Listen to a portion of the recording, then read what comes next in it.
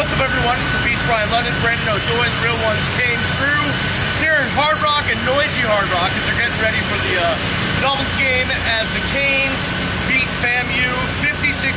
Brandon, very efficient game on offense, got a lot of backups in, and the defense played stunningly tonight. Biggest thing about this game, you played pretty good and that nobody was injured. And that's saying a lot when you come out of two games.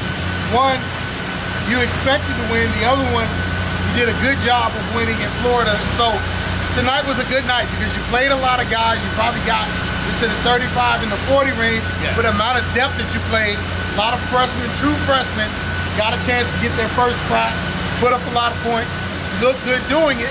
You established a little bit more of the running game, and oh, by the way, you know, you still got a quarterback named Cam Ward who had 300 yards, his second consecutive 300-yard outing of the season, and he's the first ever. Yeah, to open up. And he didn't play the whole game, obviously. We saw Reese Poffenbarger. The three running backs, three of the running backs got a touchdown.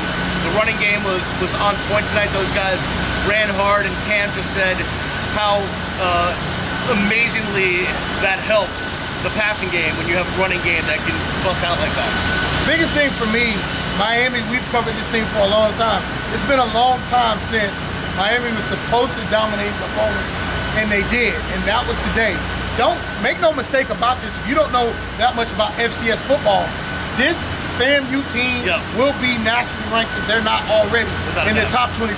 They've got some dudes. You just watch them walking to the bus, 6'5", 6'3", all across the board.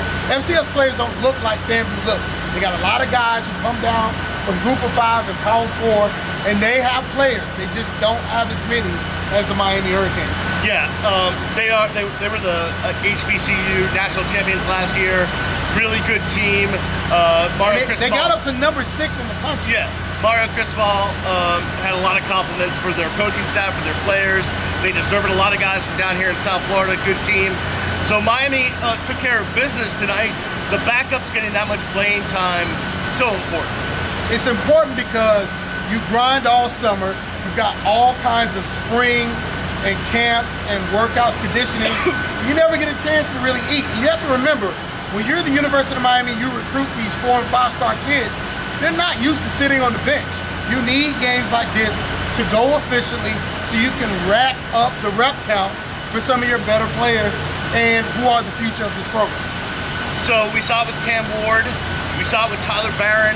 These older guys that are leading the team, they have such a business-like approach for this team. Week in and week out, we saw it in camp. Now we're seeing it during the season. And it's that kind of business-like approach that makes you feel confident about this program right now. Yeah, it's been there, done that for these older guys. And the reason is they know what it's like to play football and win games. They don't know what it's like to win championships. And from Mish Powell to Tyler Barron to Cam Ward, they all have designs on making this a special season. Yeah, they came back. They got compensated to do so. Everybody wants to talk dollars and cents, but you gotta want to go out and get hit on this field. You gotta want to be tougher than the other guy for 4 quarters of college football. It is not easy to win. And so the business-like, workman-like mentality and the leadership that these older guys are displaying is something we haven't seen in this program for a very long time. Without a doubt. Ball State next week here at Hard Rock. You know, we'll see what they bring to Miami Gardens, but then it gets for real. And no opponent after that is going to be one that you're going to take lightly. So we'll see what happens, but I just feel like the mindset of this team is one that they're not going to take Ball State lightly.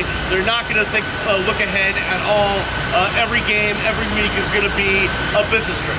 And this schedule's playing out way different than what we thought. Cal beats Auburn and on the road. That game on the road now looms way larger. And oh, by the way, last time I checked, USF was only trailing Alabama at Alabama 13-14. Don't know what the score is now. You'll know by this taping.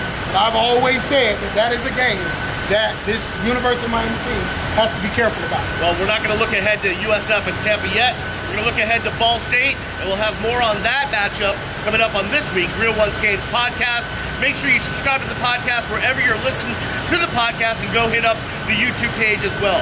For Brandon O'Doy, For our man Mattia behind the camera, I'm Brian the Beast London. We'll see you next time here on the Real Ones Canes podcast. Peace.